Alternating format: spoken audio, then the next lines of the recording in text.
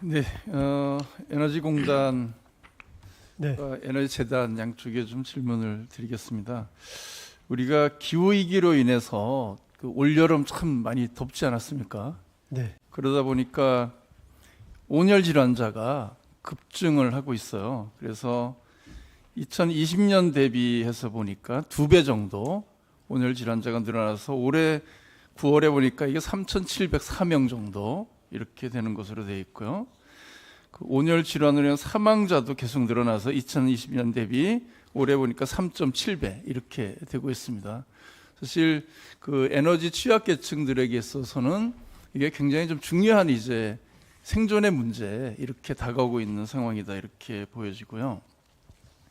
근데 이제 양쪽에서 이 에너지 복지 사업 하면서 그 예산을 이렇게 배정한 걸 봤어요. 그랬더니 전체 복지 사업에서 그 냉방보다는 난방에 예산이 상당히 좀 이렇게 집중돼 있는 거예요. 지금까지는 물론 이제 사실 난방이 중요했죠. 그러다 보니까 예산이 이렇게 좀 집중적으로 이쪽에 배정이 돼 있는데 지금 이 기후 위기 시대라고 하는 새로운 이 변화된 상황에 맞춰서 본다고 하면 오히려 냉방 쪽에 이 복지 예산이 증가돼야 되는 것 아니냐. 이것이 오히려 기후 위기 시대에 좀 더 적절한 대응이 아니겠는가 이런 좀 생각이 드는데 어떻게 생각하세요?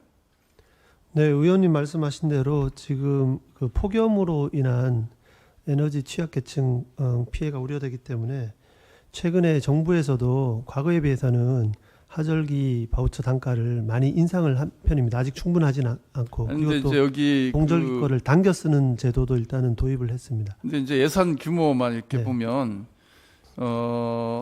이 냉방 비용이 평균으로 해도 19.9%, 올해 같은 경우는 16.4%밖에 안 되거든요. 그렇다고 하면 뭐 그렇다고 제가 이걸 뭐 그러면 난방비 줄여서 냉방비 늘려라 이렇게 말씀드리고 싶지는 않고 오히려 냉방비에 대한 그 추가적인 예산이 더 필요한 것 아니냐. 네. 이 분야에 대한 좀 예산을 확대해서 실질적으로 필요한 분들에게 제대로 지원을 할 수 있는 그런 대책을 함께 마련해야 되지 않겠나 이렇게 생각을 하거든요. 동의를 네. 하십니까? 네, 하절기 바우처 사용 실태를 좀 파악을 해서 네. 대책을 그래서 마련해 그런 좀 새로운 대책과 앞으로 좀 방향을 세워서 이렇게 대응을 해주시면 좋겠고 그 계획도 함께 좀 보고를 해주시면 고맙겠습니다. 네, 그렇게 하겠습니다. 그 한국석유관리원에 좀 질의를 드리겠는데요. 예. 그 국제민간항공기구에서 2016년에 국제항공 탄소 상세 감축제도 도입을 의결을 했죠. 예, 그렇습니다. 네.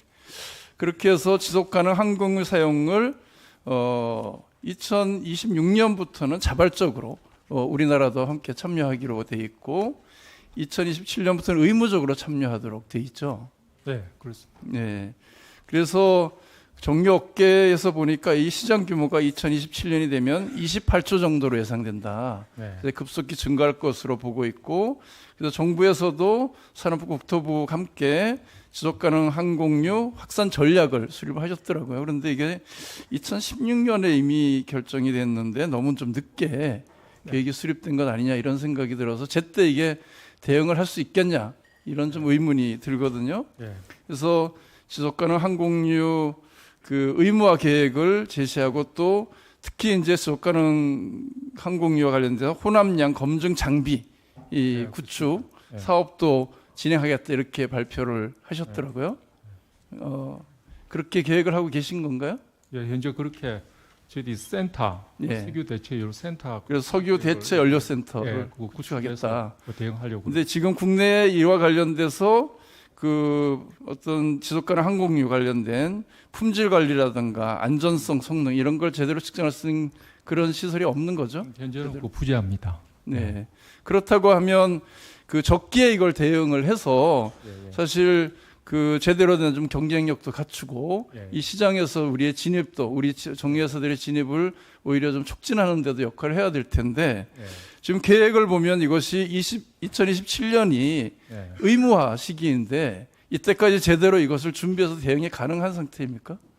현재 그래서 저희들이 이제 그 종합적으로 기업을 지원하기 위해 가지고 그 석유 대체 연료 센터 건립 계획을 수립해서 근데 이게 예, 2027년 빨리 그 신속에 추진할 계획입니다. 예. 현재 그 뭐 사업 예산을 저희들이 정부 안에 반영시켜 놨고 그걸 국회 차원에서 또 좀 더 정액하기 위해서 저희들이 노력하고 있습니다. 예. 예. 예. 예. 네, 우리 송재봉 의원님 수고 많으셨습니다. 다음은 존경하는 정진욱 의원님 질의해 주십시오.